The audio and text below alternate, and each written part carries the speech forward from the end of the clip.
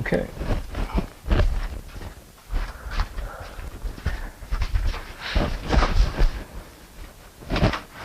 Hello, I'm Avram Friedman, and this is News from the Roots. Welcome back.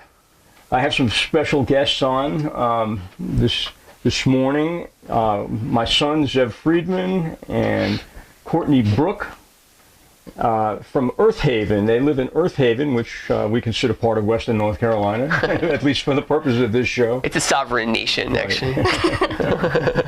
And often I have to say that when I go into Asheville, and I introduce myself to someone new, they say, "Oh, you're Zev's dad." Yeah. And so Zev does have a reputation. I imagine Courtney does as well. And we would like to ask you this morning to tell us a little bit about what you're doing, the many things that you're both doing, including what life is like at Earth Haven. What is Earth Haven? Give us a little history there, if you will. Shall I go first? Yeah, go. Okay. So Earth Haven is an intentional community that was started back in 1995. The land was purchased in 1994, and it was conceived as an educational community whose mission had to do with developing a living laboratory for a sustainable human future, whatever that means. And it means a lot of different things to a lot of different people, it turns out. Is that the actual mission statement? Yeah, I can't quote the mission statement, but it contains that phrase. Yeah. It's a living laboratory and seed bank for a sustainable human future, I think is part of the mission statement. And then there are a bunch of sub-goals to that too. So it was founded by this group of 12 people who looked at hundreds of pieces of property around Western North Carolina. And there's a whole beautiful story to how all of that happened, and people had dreams and visions and hopes that all coincided upon this eventual outcome of buying the Earth Haven property, which was 320 acres to begin with, and land was more affordable then back in 1995 and in northern Rutherford County, which is where the property is located. And it's been now part of the eco-village movement, which itself is a permaculture-based movement.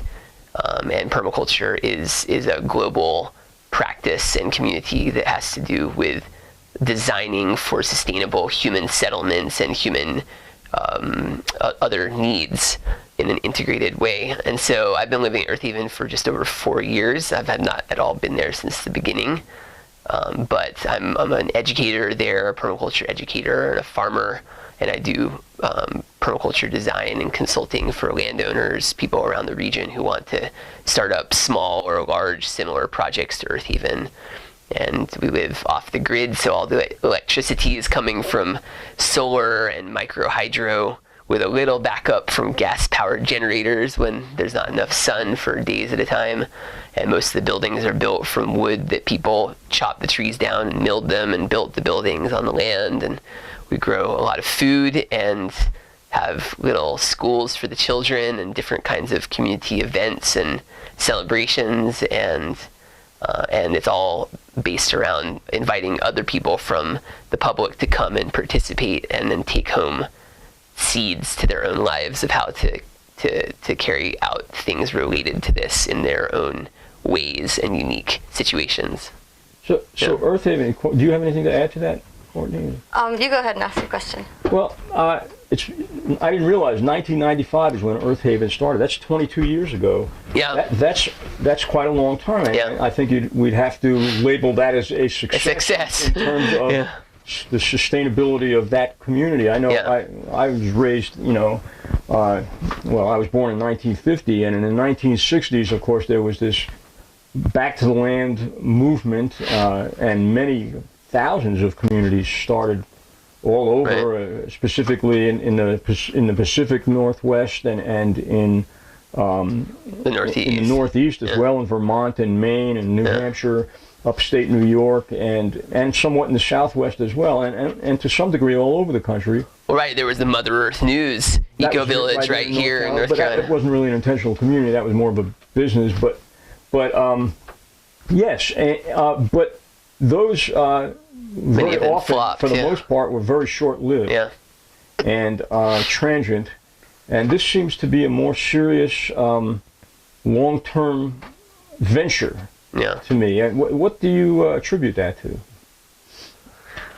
Yeah, well, just because I've been there longer, could I speak to that also? Yeah. Well, it's interesting because there's a woman named Diana Leaf Christian who lives at Earth Haven who literally wrote the book on starting intentional communities called Creating a Life Together. And she has been at Earth Haven, I think, for 15 or 17 years. And she travels around the world studying intentional communities and teaching about how to start them and how to be successful at them. And she says that 90% of attempted intentional communities fail within the first 10 years. And that she's distilled out 2 commonalities between the ones that seem to most frequently succeed. And they have 1 or 2 of these things. One of them is a shared economic base at a community, where it's a shared business or set of businesses that ties everybody together into a common financial destiny and interdependence. And 2 is a shared deep belief system or spiritual practice. And so like a religion or some other type of shared belief system or spiritual practice. And she says if a community doesn't have at least one of those, it's almost certain to fail within 10 years. The interesting thing about Earth Haven is that it kind of has both of those, but doesn't really have either. And what I mean is that there are several businesses on the land that people on the land work for on the property, and there have been others in the past, but not everybody is required to work for them. Can you name some of those businesses? Yeah, there's Useful Plants Nursery is the biggest employer right now. Red Moon Herbs, which is a herbal production company, was founded there and lived there for a long time until it just moved. It was sold to another owner who moved it off of the Earth Haven property just 3 years ago. And then there was the Earth Haven Forestry Co-op, which was the most expansive business, and that employed, I think, 10 people full time at its height, and that was people were doing sustainable felling of trees on the land in kind of selective logging projects, taking the trees out, milling them, and building houses. That whole supply chain, and that was great. It successfully built a lot of the buildings at Earth Haven and did a lot of the clearings. And then I have a business there, my permaculture design business. We have Soil, the School of Integrated Living, which is an educational business at Earth Haven that does most of the educational programming there. Are there others that I'm missing? Culture's Edge. Culture's Edge, which is also an educational and event coordination business. It's actually a nonprofit organization, Culture's Edges. So yeah, that's kind Yellow Root Farm. Yellow Root Farm is a biodynamic farm there. Bread and Butter Dairy is a pastured dairy operation with cows and chickens and pigs, moving them in integrated pasturing systems and selling meat and dairy products and chicken and eggs. And and then there's a whole vision there's a building that's still in process called the Village Arts Building, which is a giant timber-framed building that would house artists and craftspeople's studios to make all kinds of products from, especially wood, from the property, because that was one of the things that they assessed in the early days is what do we have lots of? Wood. And they said we should start some businesses based on wood products. I believe it's a rule at Earth Haven, right, that any structure that's built has to be built from materials on the land. Is that not true? Okay, my mistake. It's not. Most people aspire to do so, and most of the buildings are built from where the wood is from the land. But what about the Wattle and Daub buildings? The sort of adobe-like structures, which are beautiful. Yeah. I mean, from what I've seen, these are pretty much modern buildings. This is not just shacks in the woods. They're quite elaborate. The buildings I've seen, and they're comfortable to live in and clean and. I mean, they even meet building standards to some degree. Yeah, let's go ahead and say that. Yeah. So I'd say there's a spectrum of building styles and modernity at Earth Haven. Everything from very primitive things that are not actually living structures, like teepees and such. Right? Yeah, all the way to coded, very engineered buildings that have more elaborate heat circulation systems and so forth. But yeah. So let me ask you, what led you to want to join a community like this? Courtney, maybe you can, just tell us about your life leading up to joining Earth Haven and why you wanted to live in a place like that finally. Well, I grew up in a group setting on my family farm. We had a 5-generation family farm in North Georgia, which was like an intentional community, although it was just our family growing food together and living on land together. And at any time, there was between 30 and 50 of us there. And where was it? In North Georgia, in Mount Airy, just about 20 minutes south of Tooele Gorge. Mm-hmm. Yeah. And that ended in my childhood.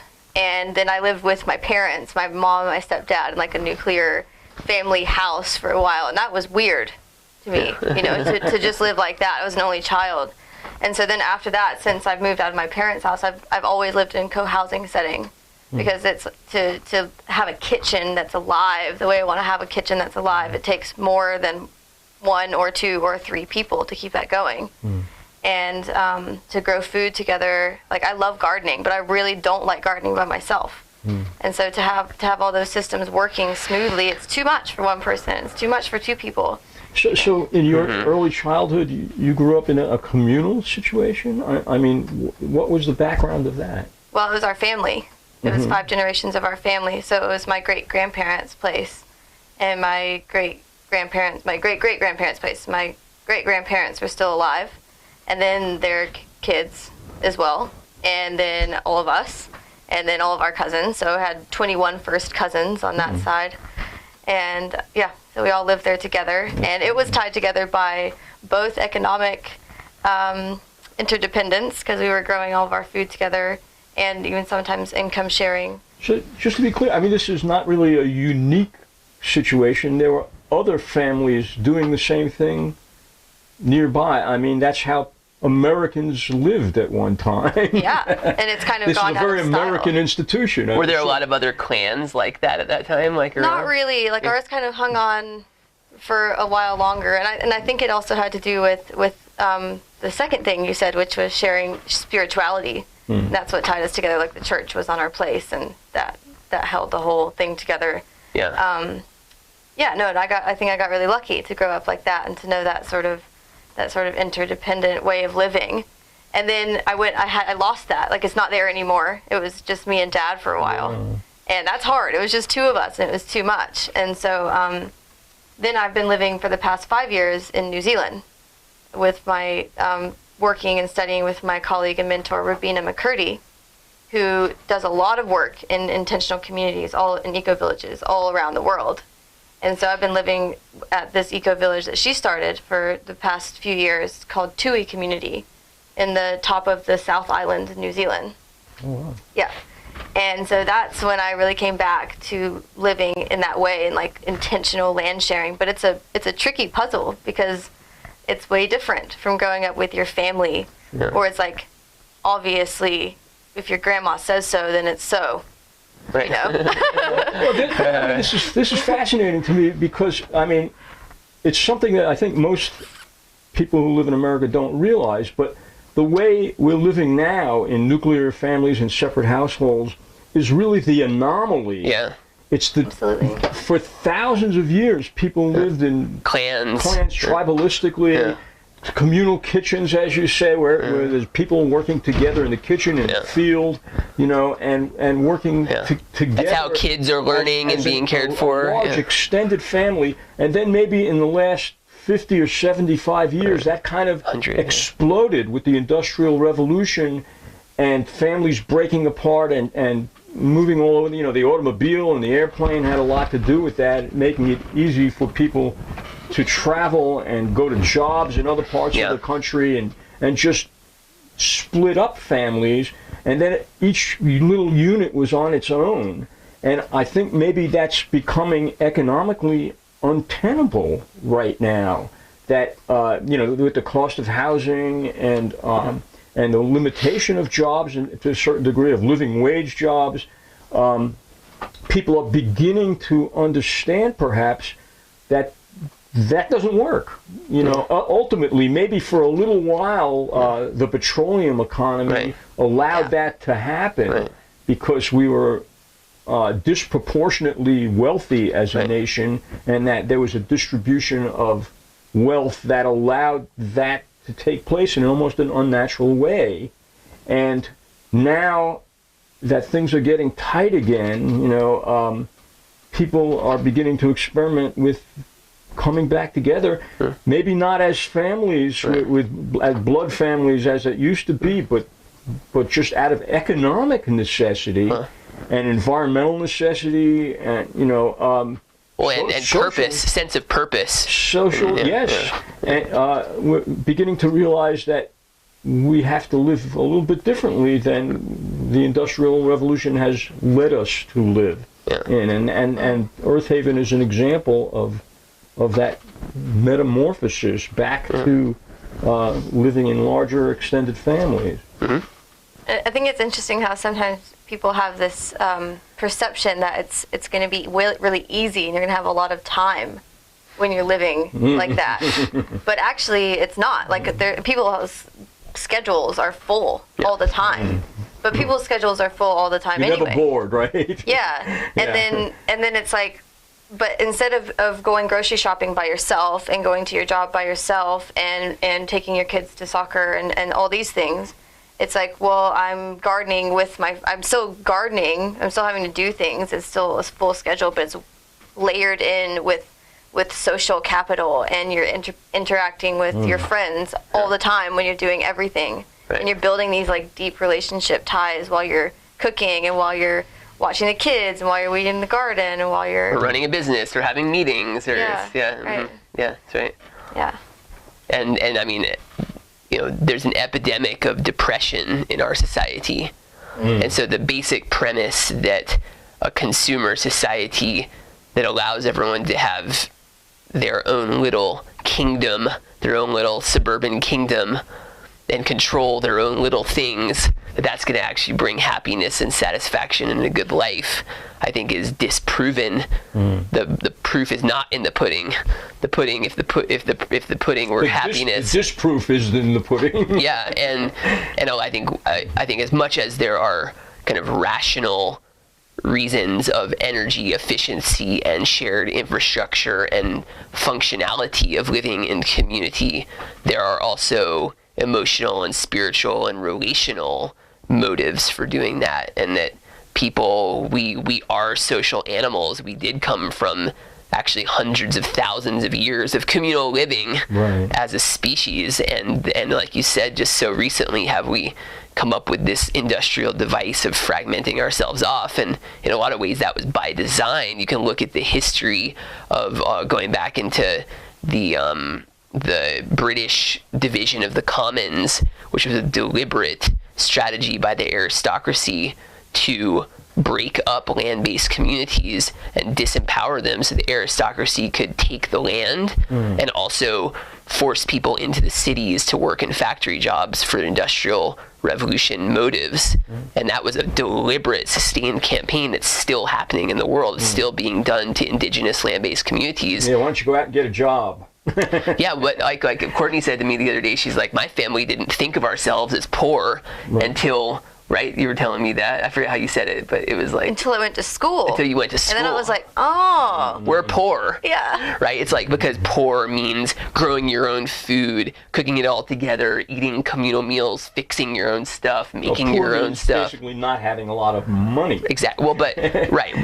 But poor has other associations in our culture. It means not being able to meet your needs. Right? But that actually there are other ways of meeting needs too, but once we're broken down out of community, the only way to meet basic needs like healthcare, food, housing, companionship, etc., is through money.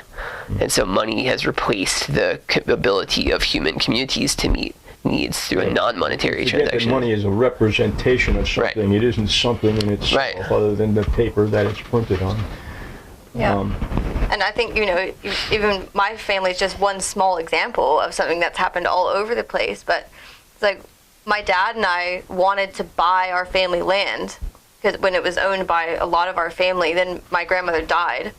And so we had to all make a decision what was going to happen. And my dad and I wanted to buy it. And it was just this whole clashing of ideas where it was like, well, but farming, whatever that even means, growing food and living on a piece of land is only if you can't afford something else. Right. With that money. Was the rest of your family thought. That was what, my dad's ideas clashing up against the rest of our family's ideas about what it means to be poor. Or not. Right. And we're like, no, we're rich. We have the beautiful land. Yeah. Right. Yeah. Yeah, it's like The Good Earth. Have you ever read The Good Earth? It's in China? Right. Oh, yeah. I did read that. I don't remember that theme, though. But the father's dying words were, don't sell the land. So let's talk a little bit about now on the other end. Okay, so what do we build from here? And I know what your primary word is permaculture, I would say, and all that encompasses. So tell us about how you became involved in permaculture. What is permaculture, and how that is evolving, and what it encompasses. You want to go first? Yeah. Okay. Yeah. I first got involved in permaculture, in what we're calling permaculture. That word came to me when I started working with Earth Care Education Aotearoa in New Zealand with Rabina McCurdy. It's her educational trust, and do a lot of earth-based education. So just anything that has to do with people living together and living back on land, people taking care of people and taking care of earth and living inside whole systems is really what that's all about. And that is permaculture. And it's a hard thing to sort of, in the beginning when you're learning about it, it's a hard thing to point at and say that thing is permaculture. Right. Because it was a movement that was started several decades ago by, sometimes people point at it and say it was started several decades ago by two Australian men, David Holmgren and Bill Mollison.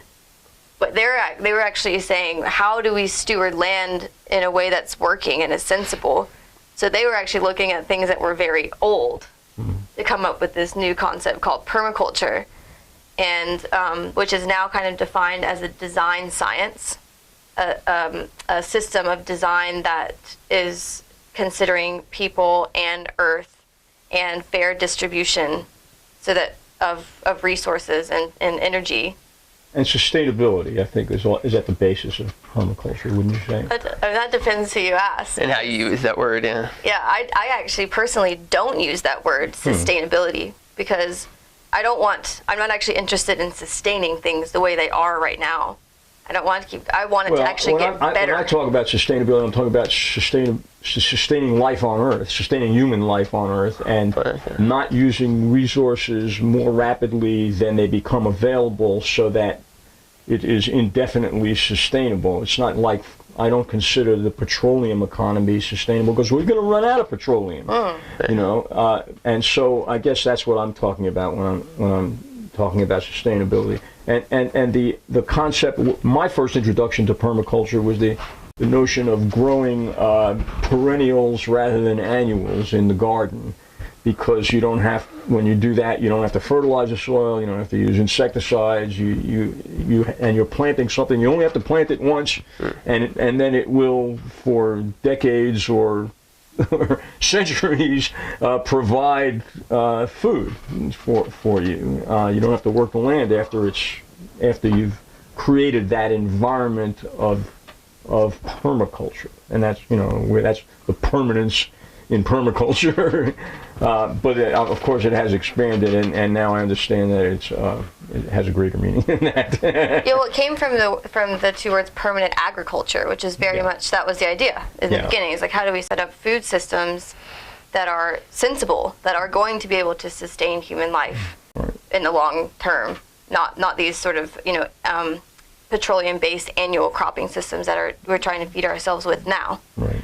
And so that's where it came from, permanent agriculture, and that made permaculture. But now it's really more of this, it's got to do with so many things, right? Because we can't do that thing. We can't be growing food sustainably if we don't have all these other things in place, like systems that are going to take care of people, and systems that are going, like economic systems that are sensible. So now it's, I often hear it referred to just as permanent culture. Like, how do we reform the way we're thinking about people and the planet and energy systems so that it can actually be a permanent thing? Sure. Yeah. Were you telling more about your story of how you got involved in it? Yeah. So I studied ecology in university, and at the Odom School of Ecology in Georgia, in UGA, and it was like. Is that in Athens? Or? Yep, in Athens, Georgia. Yeah. And it was like all these people who cared so much, and were looking into systems that were working, called ecosystems, biological systems, and trying to make a difference in the world. And they are.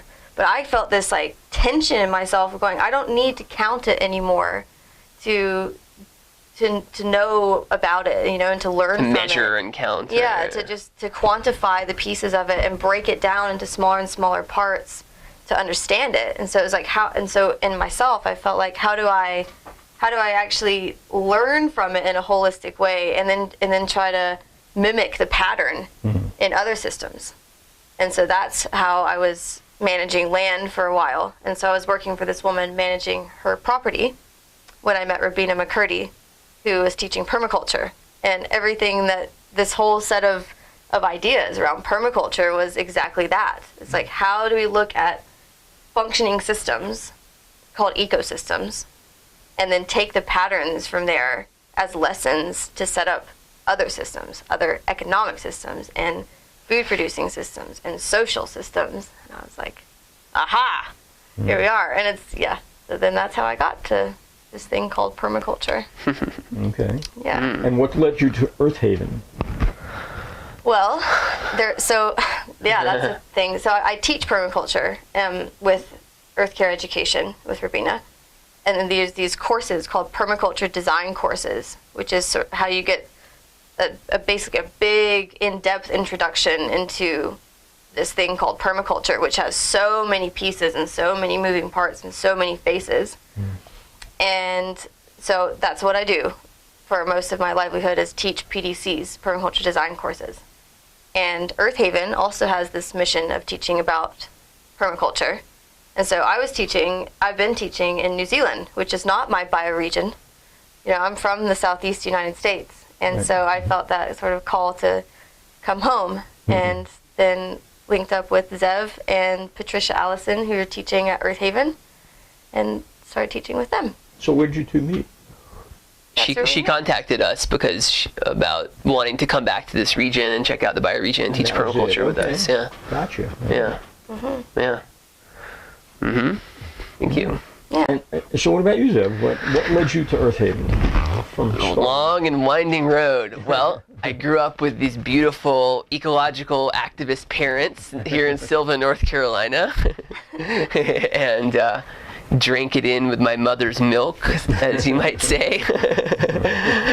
And then when I was about 17, I think I started, although I had the values that I had grown up around and in my household with you and Mom had been present and were in me. Mom is Jody Friedman. Yeah. I hadn't fully adopted them and owned them myself to a deep level of action. And so, but then when I was around 17, I started looking around me and really, for the first time, fully noticing the intricate beauty of the ecosystems around us and life around us, and I started reading more about indigenous cultures and this was after you'd gone to the School of Science and Math in Durham. Yeah. And then you graduated and started going to UNCA. Well, I took a year off between the two and lived back here in Sylva, if you recall. Yeah. and was doing a lot of hiking and backpacking and spending time out in the woods during that time, and especially up in Shining Rock Wilderness area, and which I still go to every year based on our original practice of going up to Sam's Knob and the wild blueberry gathering in the summer. And that was a very interesting place, Shining Rock Wilderness, because it's an artifact of humans mimicking natural ecosystem patterns, just like Courtney was speaking to, because the high blueberry balds in Shining Rock are actually maintained through fire. And originally, that's a pattern that comes from lightning and the higher incidence of lightning strikes on the ridges of mountains that then causes fire, which burns down the oak trees and the other ridgetop trees and allows the blueberries to come up, because otherwise the blueberries get shaded out by trees. But those balds have been blueberry balds for hundreds of years now because of repeated rounds of fire. And then the people... Just hundreds of years? Well, thousands of years. Maybe, yeah, in some cases. Certainly the pattern of blueberry balds in the region is thousands of years old, and that particular spot is at least hundreds of years. And the people who now we call the Cherokee were deliberately burning those balds, mimicking the lightning patterns to maintain blueberry producing ecosystems and also hunting grounds. And so that's a really interesting local example of what Courtney's speaking to, of humans mimicking natural ecosystem patterns and then becoming part of that, and which is really what I think we're aspiring for in permaculture, is for humans to truly see ourselves as part of ecosystems rather than as this alien virus, which is in a lot of ways what the American environmental movement has portrayed, and the worldwide mainstream environmental movement often ends up portraying humans as an intrinsically negative force on the planet, and that is seen through, for instance, through the strategies of starting up wilderness areas or national parks, which imply that we have to actually set aside separate areas that are not for humans to live in, because humans are inherently destructive, so we have to limit our destructiveness. That's the underlying narrative there. And so, going back to my story, then I started to look around, see the incredible beauty of the earth, and at the same time see the level of destruction, fully begin to comprehend the level of destruction that we've been causing on the earth to ecosystems and to ourselves. And I started to see, as I studied it more, how hand in hand those things go, how, there's a whole thing called the ecofeminism movement, which is academic description of something that indigenous people already know, which is that the assault on the earth is coming from the same phenomenon in human consciousness that the assault on indigenous people is coming from, and the same one that the assault on women and the feminine is coming from, that those are all part of the same movement in human consciousness that is attacking the inherent life support systems of the earth and of the feminine and of indigenous earth-based ways. It's all the same thing. And I started to see that, and so in the same breath, I kind of then went to UNC Asheville, and began studying environmental science, which, like Courtney was saying, does a great job at measuring and describing the scope of life's beauty and complexity, and also of the loss and the toxicity, and measuring the rate of species extinction and so on. And those things are all really important. I'm really deeply thankful there are people doing those, and it was a depressing thing to participate in, because any of the solutions that were offered are always high-tech solutions, large government scale funded things that oftentimes end up creating as many problems as they solve, because they're high-tech solutions that themselves have unintended consequences. And so I was studying all of that, and then in my sophomore year of college at UNCA, someone gave me a copy of Bill Mollison's Permaculture Designer's Manual, which is still one of the big classics really in permaculture, where he lays out the founding understandings, historical, ecological understandings, and design system strategies that permaculture consists of. And that was so empowering to me, because it was actually a more in-depth and whole systems assessment of the ecological challenges and social challenges that we face on the planet than anything I'd ever seen or read before. And at the same time, a community scale set of approaches to how to heal that. It doesn't depend on tens of millions of dollars of EPA funding or whatever. It depends on people acting on a family to community scale to change landscapes, provide for our own needs, heal ecological damage, grow new culture, and set up better conditions for the future than what we have now. So and what Courtney was getting at, I think, is we often use the term regenerative instead of sustainable. It's a little contrast. And like the way you were using the word sustainable, I agree with that. But a lot of times the way that the EPA defines sustainability is not economic sustainability. No, well, I don't know about that, but they say the literal way they define it is sustainability is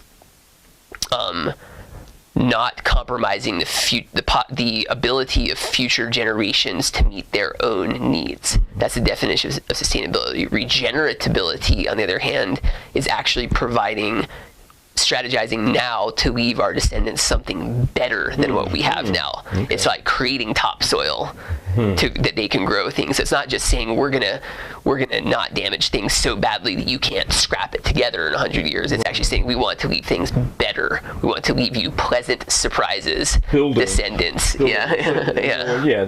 So human beings are not just part of the environment, but we help improve the environment. Exactly. Just like topsoil was built up over millions of years, we want to be part of that process of including. And that's a fundamentally different belief system than a lot of what I'm calling mainstream environmentalism comes from, which again, mainstream environmentalism, there tends to be like, and I love the Sierra Club, and they've done great work, but I describe it this way, I call it Sierra Club environmentalism, which is preservationism. It assumes that humans are inherently destructive, and we just have to limit that destructiveness. In permaculture, we try to take it one step further and say, no, actually, that's not inherently true. That is how it's been since the Industrial Revolution primarily, but it's actually possible to set up human systems, human ecosystems, such that through the very actions of providing for our own needs, we're increasing ecological diversity, increasing topsoil health, sequestering carbon, improving ecosystems because we are a member of them. And that's a totally different belief system. It still doesn't mean we shouldn't preserve certain especially ecologically sensitive areas from human economy, but that many types of ecosystems can even be improved through human interaction. So just to go back a little bit, can you give an example of how you had mentioned current solutions sometimes involve technological solutions and that have unintended consequences. Sure. Would you give us an example of that? Hydroelectric power. Okay. Hydroelectric power and building giant dams allows us to avoid burning coal for electricity. Right. But it turns out that hydroelectric dams that dam entire river systems interrupt salmon runs and build up huge loads of toxins on the uphill side of the dam that no one knows what to do with, and interrupt migrations of other organisms and water flow downstream, et cetera, et cetera. Right. Or coal scrubbers. So it's really a solution without considering the entirety of the problem. Of the system. Right, of the system. Right. And then because it is, like Courtney was saying, permaculture started out permanent agriculture, but quickly got changed to mean permanent culture because the systems we're talking about are not are not even just biophysical systems of energy and water and forests and soil and sun. They're biocultural physical systems where it's all connected to the extent that, for instance, coal burning power plants, right? If we might say, well, from a biophysical systems perspective, we should shut down coal burning power plants right now and be generating all our electricity from sun, but then the dimension comes in of employment of human beings, and the coal miners say, no, but we need to continue employing humans to be coal miners and to run coal burning power plants. And now we know that it actually makes more jobs and better jobs to actually build solar facilities and micro hydro and wind power. Those things actually employ more people in a more distributed fashion too, rather than these dense coal mines, and it's also better for the people. So that starts to be a systemic approach once we bring in the human element and the human needs and say that how that's part of the system. Part of that biophysical system needs to be taking care of the humans that are part of it. Right. Yeah. We're running out of battery. Well, I'm hoping not. that might have been my phone. Are your you still have a green light on your? Yep. I do. Good. Okay. This is a great discussion. I just talked a lot, so if you want to say anything. You go ahead. I had I lost it. Well, I want to move along to something that's happening in a couple of weeks or in a month. The kudzu workshop. And how this fits in. Talk a little bit about that and how this fits into the concept of permaculture and. I was going to say sustainability, but I'm not going to say that. Regeneratability. It doesn't roll off the tongue quite the same as sustainability. Okay, I will, and I also want to make sure that there's time for you to interject other things. Just do it. Before we talk about the kudzu thing, this will lead right into that. I did want to say about what you were just saying, that when we're looking at whole systems and how to actually come up with real solutions that are going to last through time. Yeah. I think it has to do with looking, when I look into an ecosystem, it's like it's so clear how you can't pull one string without dismantling the whole thing. Right. But that's not how we have come to look at systems management. It's like, we can look at the economic system and try to solve problems in there, and we can look at our agricultural systems, try to solve problems in there, but it's like, no, it's all connected. You can't. Yeah. It's all one big web that not only has to do with space, by all these things being connected in the now, but also has to do with time. And that's, for me, part of permaculture, is that if it's going to be permanent, we have to actually consider time. And that's been one of these missing pieces. Like, yes, hydroelectric power, for example, solve something right now, but what about through time? Right. And that piece has gone missing sometimes. Yeah, what about future generations? Yeah. What about silt buildup and fish migration and et cetera, et cetera. Right. And so I think for me that's a key thing about permaculture is how do we do these things through time? Yeah. Which leads to us having actual culture. Because that's how things have been carried on through time. Right, because otherwise one generation figures out how to do something, but then they die without anyone wanting to learn it because there's no culture around it.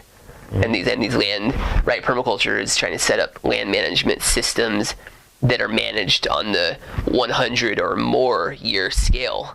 So that's inherently a longer time scale than a human lifespan, and that takes culture to transmit that knowledge of how, and not only the knowledge, but the caring, the desire to manage the systems. It has to be something desirable. It can't be farming corn in Iowa by the 10,000 acres with a tractor, because that's boring. No, younger generations don't want to do that. Who's going to carry that on? That's an immediate loss of culture. So that's a big part of it, was recognizing that we have to be growing culture that carries the knowledge, the procedural knowledge of how to actually implement these systems, or else they're just going to keep flopping and people are going to keep forgetting and having a cycle of generations having to reconstruct a regenerative system because they forgot after the last generation died.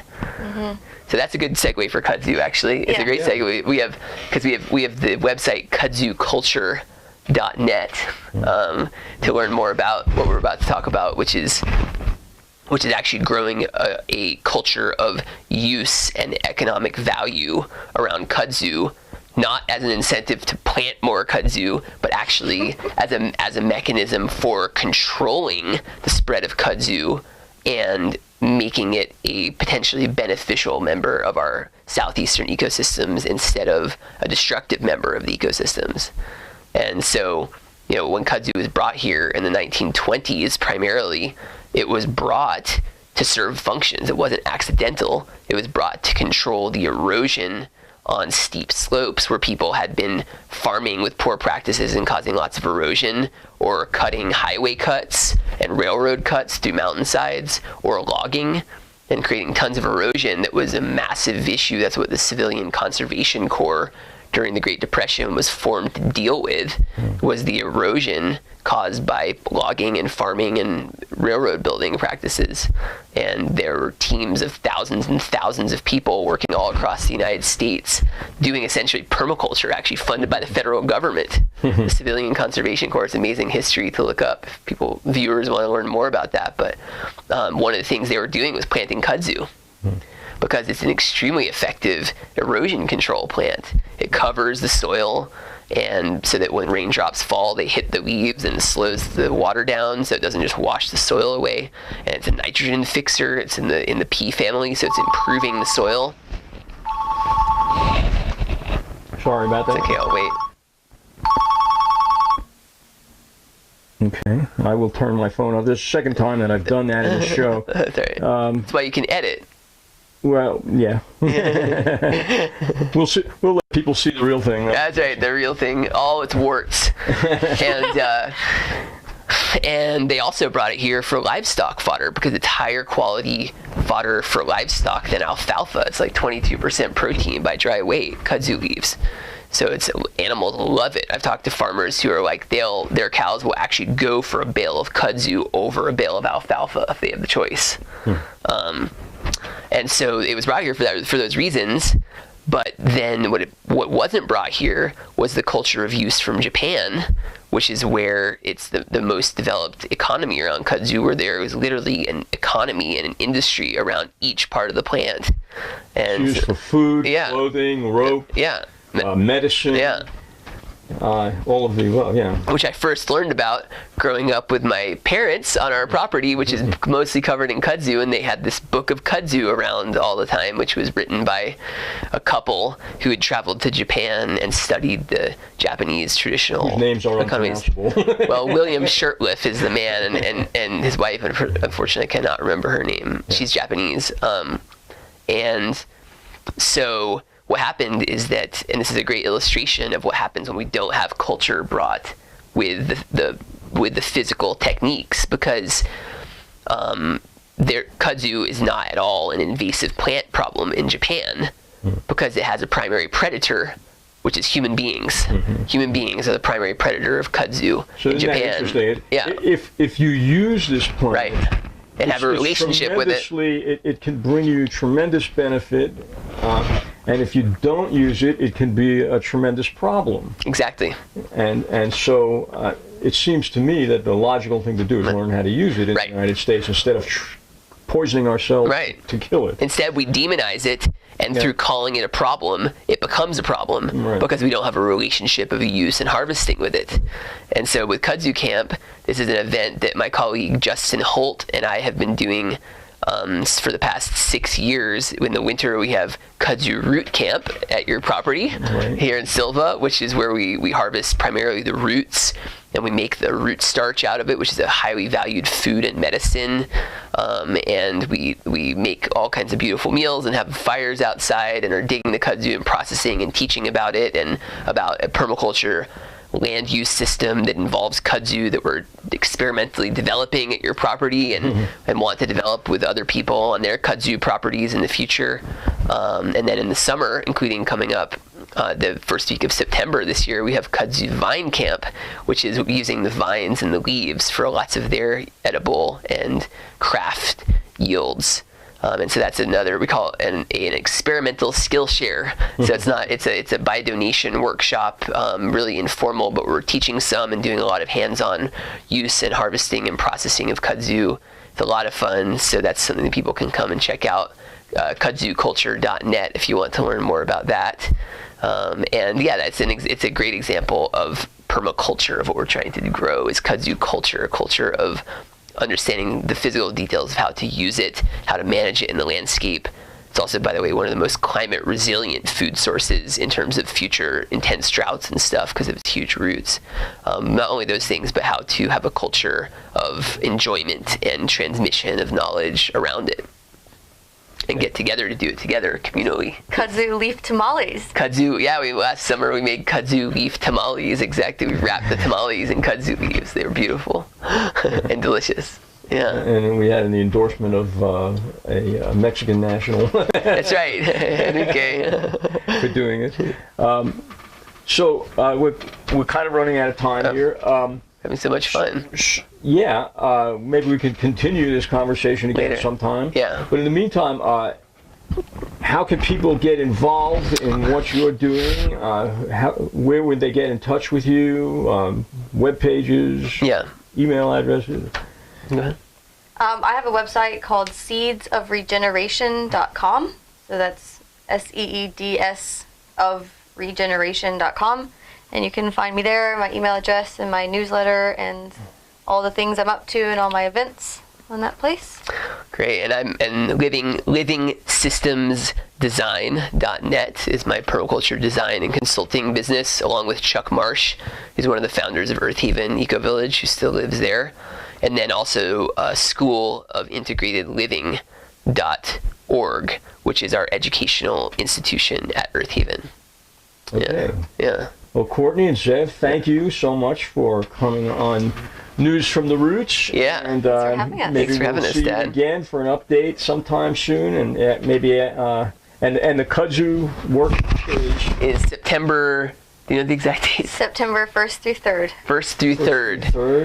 And they can contact you through Living Systems Design? They can, but better through kudzuculture.net. Kudzuculture.net. Yeah. And that's so it's a 3-day workshop. There's a sliding scale? Yeah, just sliding scale by donation. People take turns cooking meals for each other, so we've really cut the costs down to try to just get everybody who wants to come be able to participate. So if you want to learn how to use kudzu and have a lot of fun doing so with a lot of other people who want to do the same thing, you can go there and join that effort. Oh, we should also speak to Earth Haven's website, Earth Haven Eco Village, if you want to learn more about that. And there are tours every other Saturday. Then go to earthhaven.org with 1H, earthhaven.org. Okay. Yeah. Thanks, Dad. Thank you.